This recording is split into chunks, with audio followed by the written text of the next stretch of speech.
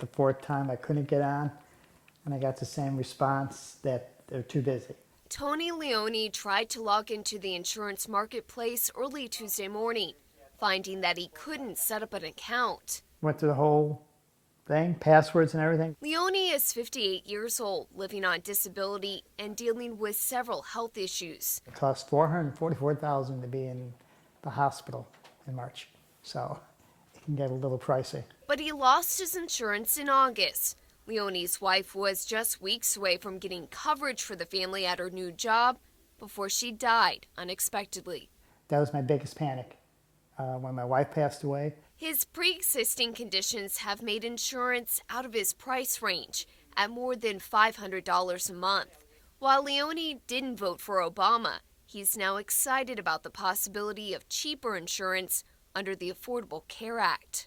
It's going to be actually $75 a month based on my income, and maybe $130 a month starting next year. Others on our News 3 Facebook page don't believe the new health care law will help them save, like Terry Smith, who writes his insurance will be over $400 a month. Still, Smith tried to use the federal website on Tuesday and couldn't get through. Another poster, Micah Mills, plans to check back to the site at a later time when internet traffic slows down. That's an idea shared by Leone, who's taking a small break from the online marketplace. So I'd wait a week or two.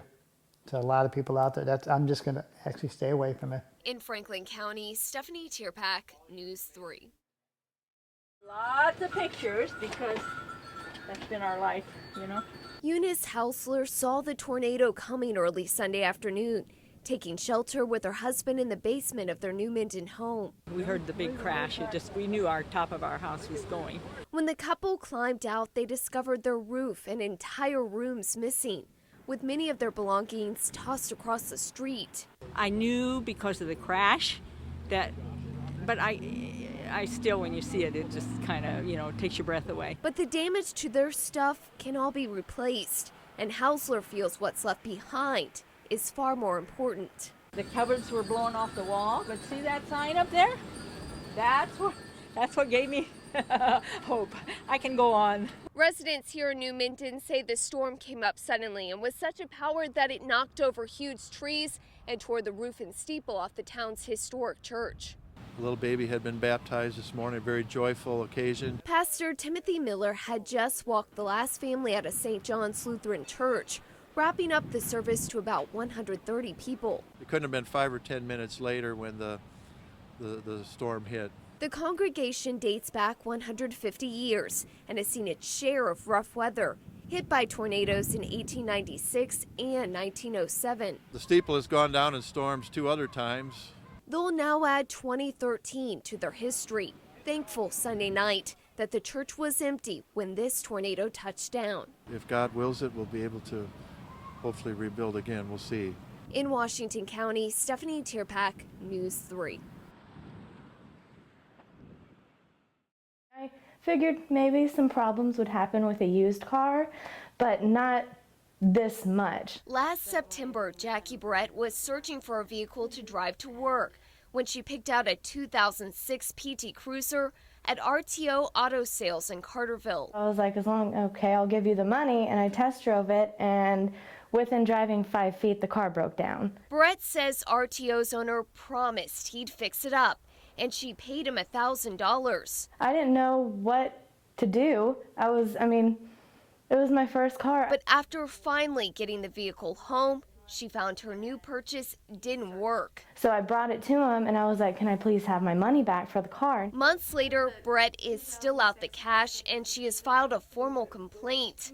On Wednesday, the Attorney General's office sued RTO on behalf of customers like her, alleging the dealership had been selling faulty vehicles. Every car that we sell has a buyer's guide per the state of Illinois law, and it's checked right on the paper, as is no warranty.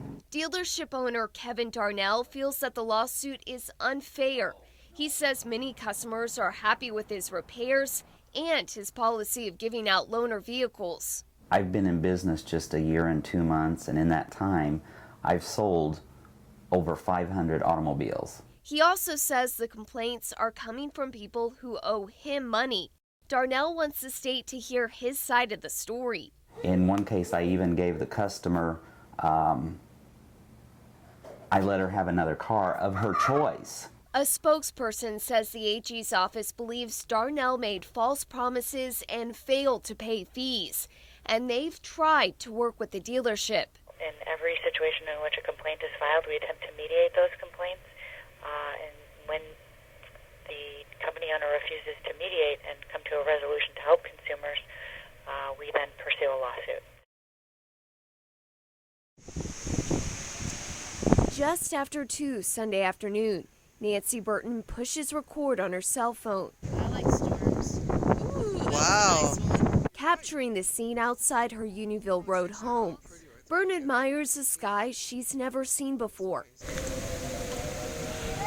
You can hear the sirens in the background too. And even with the warnings wailing in Brookport minute after minute, she believes her family isn't in any real danger. Going that way though, it's not coming. Yeah, it really toward is, us, isn't it? It's going that way. But as she continues to record, the clouds become even darker.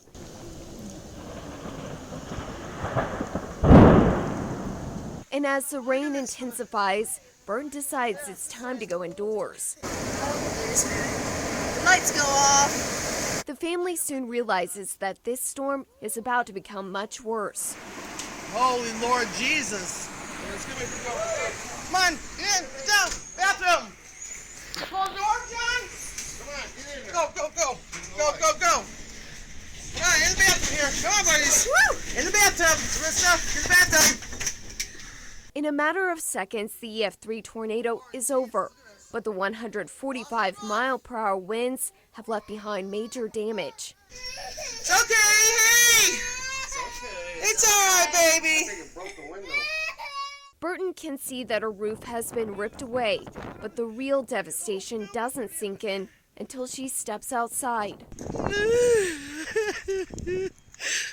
Many homes on the street have been destroyed, and one of her neighbors has been killed. They said the other police officer said don't go back in the house. Burton worries about a few belongings that are now gone before turning off her cell phone camera. Car's there. In Massac County, Stephanie Tyrpak, News 3.